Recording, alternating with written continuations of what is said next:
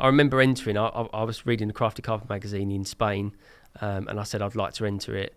Entered it, then flew back and entered, and my dad come back and fished with us on the final. So where was the qualifier? The qualifier was on Oxley's as well. Oh. Me and a friend called Ben Freeman, who I fished at the Manor with, went up there. I went up there for the whole week. We got dropped off up there by, I don't know who dropped us off up there actually. But we fished St John's, we fished Oxley's a little bit, and it come around to my qualifier, which was on the Thursday, and I literally had no supplies left, nothing. We really entered that competition so we could go and fish linear fisheries, because you read so much about it in the papers. It was like we just wanted to go up there and fish it. We was meant to have a parent or guardian with us to fish the match, and we just totally ignored that and just didn't know that was meant to be. So luckily Ben was a year older than me. He was 17, so in my qualifier he was my guardian, and then I think they just let Ben off because he was 17 anyway, and he got to fish his the next day. But we was up there for a week, fished St John's. We had a nightmare of a time actually. We lost loads of fish. I didn't really catch many.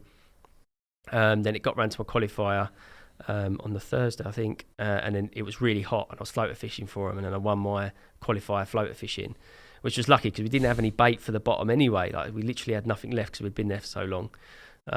Crikey, to win the qualifier floater fishing, that's a bit of a feat, isn't it? Yeah, that was good fun. Were they all fishing on floaters? Or? Not many were fishing on floaters, no, I don't think so. But it was like I'd fished floaters quite a lot just on the day ticket lakes near me, so it was just like it was one of them things that I was used to doing. And they were all on the top. It was boiling hot. It's like in the summer, that competition, so it was like a no-brainer to try at least. Then one were qualifying, and then the final was on the weekend, Friday to Sunday. Did you get a good draw? Average, I think. Looking back, I got a really right. I know draw. what swim you were.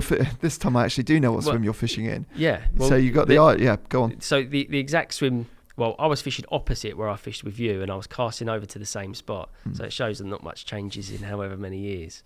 But I fished a swim that was just the open water side of the island, and I was fishing on the downslope from the island, fishing with maggots. Sorry, did you start with maggots? No. Right, okay. I'd never fished with maggots, actually. Okay. So you started with boilies? I went in with I didn't own a spod rod. Like fishing to tuna free, you literally, the spod scared them away, so there's no way that I was like, I'm gonna fish the composition just with fishing with bags. I didn't have much bait left anyway. Solid PVA bags? No, little tiny hooked on bags, Walthamstow style, a little yellow pop up and a little bag of pellet. And it's like 6 hours past or whatever of the final, and then I was in an okay swim, sort of centre of the lake, just for Sully Island, like I said, and a guy 4 swims down was catching quite a few, and he was catching on maggots. Like my dad ran down there and see what he was catching them on. And the night before the final, me and Ben fished St John's, and me and Ben caught nothing, and the guy 3-4 down from us again caught like 5 in a night, up to £29. I was actually speaking to him the other day on Facebook, actually. He remembers. All on maggots. And that was the first time I'd ever seen anyone catch like that on maggots. So it was a little bit of a spark, like, oh, these really do work. And then, like I said, in the final, somebody started catching, and it's like, I need to get some maggots. So my dad or granddad went out, bought me a gallon of maggots, and then I borrowed a spod rod off of Roman. It's hard to pronounce, Baczynski or something, his second name, I don't know. He was in the match? Sorry, no, he wasn't in the match. No, he was like help running the match. He was right. one of the photographers there. He's quite a well-known angler at the time. Nice fella, and he lent me his spod rod.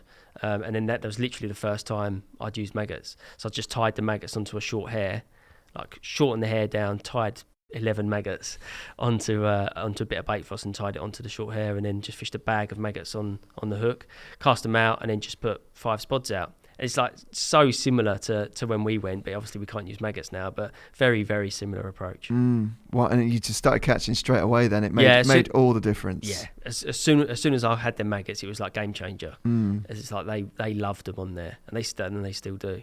And red it's just a standout colour, isn't it? For some reason, they love red maggots, don't they? It seems do. Yeah. You wouldn't always think the case would be that, though, would you? I mean, coloured, in clear water or different coloured, colours of water. You think you could be able to match change colours a little bit, but with maggots, you don't. No, I do catch them on white ones sometimes. I tend not to use white ones now so much because the birds find them easier.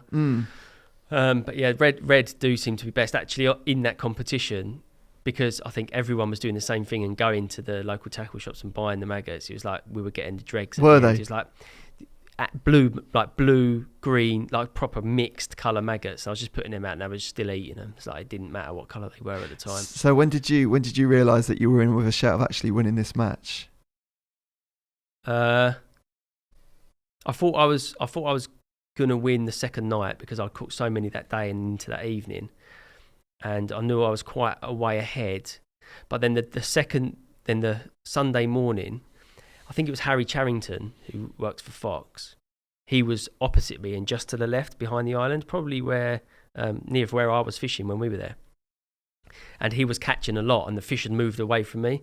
So there was always that: is he catching up to me or not? But it turned out he hadn't, and I won it by a way. So look what I managed to dig out here as well. What's this toe? Oh, excellent! Here we go. Thanks, mate. Here, look. So we got on the screen here, we got some newspaper clippings from the championships. One young angler who cannot miss out is, hang on, where's There's me there, look, that's with my old man. This actually struck me by surprise, this picture, because you know what happens when like you exhaust all of the pictures of people that have passed, don't you? And I hadn't really seen any new pictures of me and my dad for ages. And then when I was looking through some old mags here from the other day, this one popped up. It's like, no, you can remember that now. Yeah, it's a great picture. With the final whistle blown, Tom Dove was declared overall winner by a convincing margin. Here he is with his proud dad. Yeah. I bet he was chef to pieces with that. Yeah, mega, so proud. Yeah, that's a mega picture, isn't it? Yeah.